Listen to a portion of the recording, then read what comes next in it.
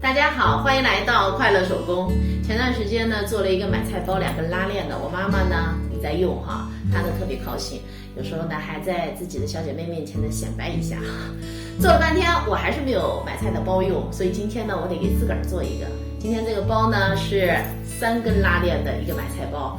前段时间呢分享过一个2根拉链的那个包的做法呢，相对来说我觉得还挺复杂的，因为老是围着2根拉链做。今天是3根拉链，但做法呢比那个可简单多了。接下来我就把它的制作方法呢分享给您。这些呢是主体材料，2份面子，2份里子。这个材料的铺棉长度19厘米，宽度呢13厘米，然后放了1厘米的缝缝。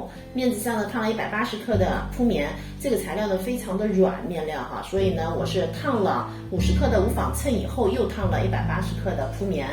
这是纯色面料，上边我用双面胶烫了一个花边，拼了一个颜色。这4份呢是前边口袋的材料，这2份呢长度21厘米，宽度9厘米，其中1份上面我烫了50克的无纺衬。这份材料呢长度21厘米，宽度呢11厘米，其中1份呢也是烫了无纺衬。咱们还需要3根拉链，这拉链的长度呢是21厘米。接下来我们就可以开始动手制作了。我们拿出1份前片口袋材料，这个材料呢是咱们包上最浅的一个口袋哈。我们把面子上面呢搁上1根拉链，正面和正面相对，然后盖上里子材料。我们这样子车一条线，拉链车好以后呢，我翻到了正面，然后又车了一条2毫米的窄边。接下来呢，我们拿出另1份前片口袋的材料，那我们把刚才做好这份材料固定在它的面子上哈，固定的位置呢是这条线离底边8.5厘米。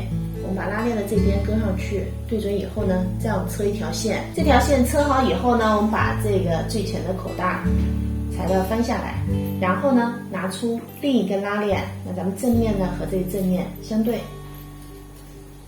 盖上这份材料的里子，和刚才一样，我们车一条线。这条线车好以后呢，我们把它翻到正面，还是和刚才一样哈，我们在这个位置呢车一条窄边。接下来呢，拿出主体材料的1片面子，我们把这条边对准这条线，这条线离这儿呢10厘米，和刚才是一样的哈。对好以后呢，我们这样子车一条线。这条线车好以后呢，把材料翻到了正面，我在底部把这几片车在了一起，这样子呢后期做起来好做一点。接下来呢，我们拿出最后1根拉链，我们把拉链呢搁上去，正面和正面相对，然后盖上里子材料，我们这样子车一条线。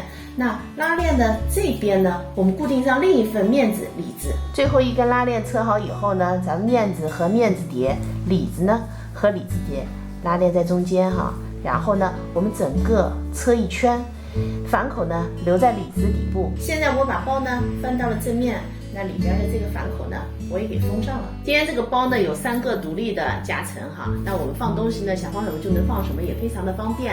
我呢出门带的东西其实并不多，所以呢做的是这样子扁平的。如果您的东西多呢，我们可以打角，那有了厚度以后呢就能放更多东西了。这期视频内容就是这些了，感谢您花宝贵的时间来看我的视频，记得帮我点赞哦，咱们下期再见。